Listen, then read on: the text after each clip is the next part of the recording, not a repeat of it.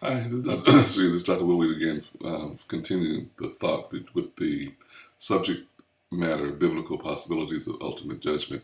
And this is video number 2.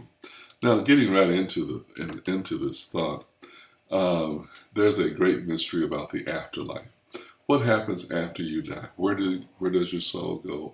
Where does your spirit go?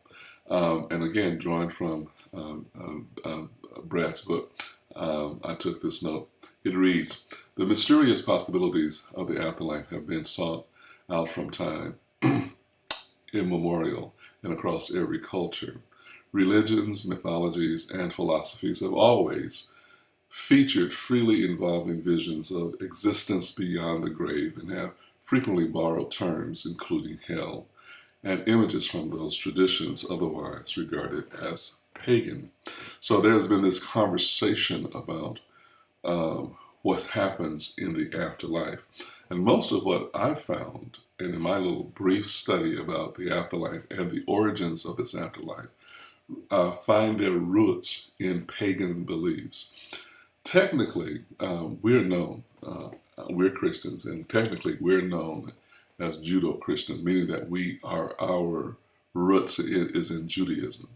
We believe in one God, and we believe in God that had manifested Himself through the Hebrew people. And we also find and study that, I'm trying not to get into too many technical terms, but in our studies we found that God revealed Himself in the people who were being oppressed. The people who were the oppressors didn't even have a mind for God. But the people who were being oppressed, that's whom God revealed Himself. And through these oppressed people, not only did He reveal Himself, but through mighty works and wonders, He delivered them from their oppressors. And we find our roots with the Hebrew people and in the one God that they believed in and still believe in to this day. So we track our roots through their faith.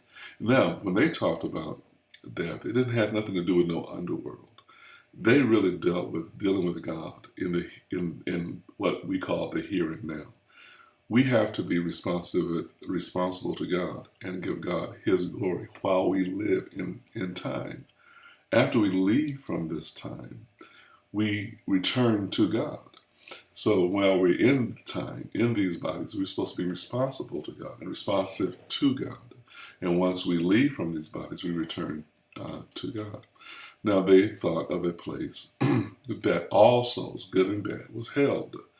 And for different reasons, held for judgment, held waiting on the Messiah, but they were just in this one place. No torment, it was just a place for departed souls to go and wait. And so there was different discussions on what they were waiting for. But then when we get into paganism, we have these different demigods and gods that has to do with wrath and anger and an underworld where people go when the gods are not pleased, and sacrifices that have to be made to the gods to please the gods.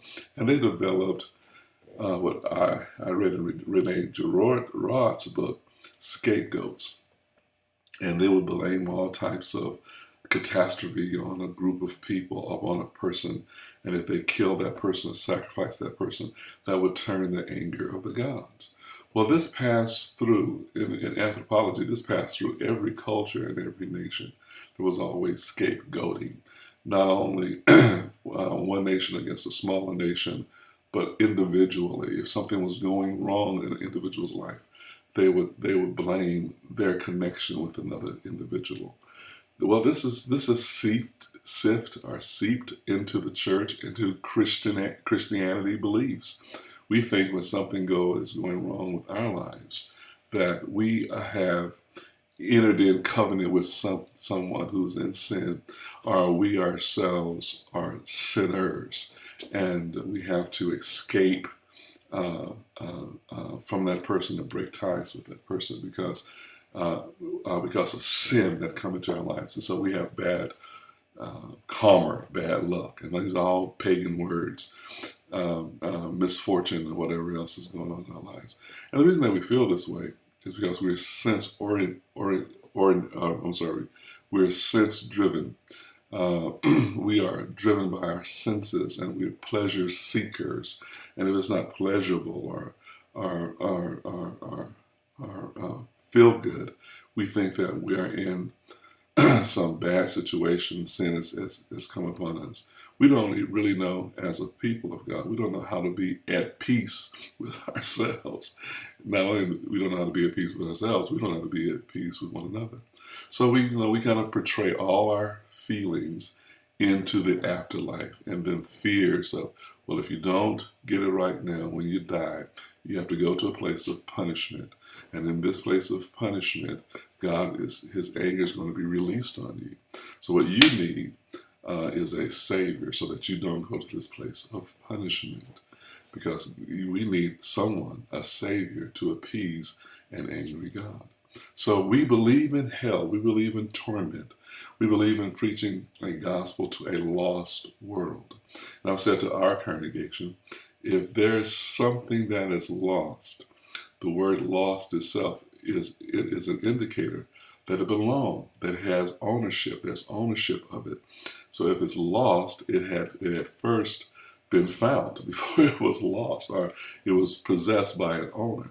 So we're seeking the lost, then who is the lost owner? And the lost owner is God. So if the lost belongs to God, then the lost is really not lost. What they've done is lost sight of who they are. They lost sight of their original purpose for being in life. They lost sight of their originality that is found in God. It's not that they're lost, because God is omniscient. He's every place. He knows exactly where they are, but they've lost understanding. They lost insight. They lost revelation. Or maybe it was never revealed to them in the first place. So it's our job to let them know that they have been redeemed from anything contrary to God's life and love living in them. Well, this is Dr. Wilby, and this is a short video, and I'll be back and talking to you a little further on this topic. And remember, God has plans for your life, and none of those plans include defeat.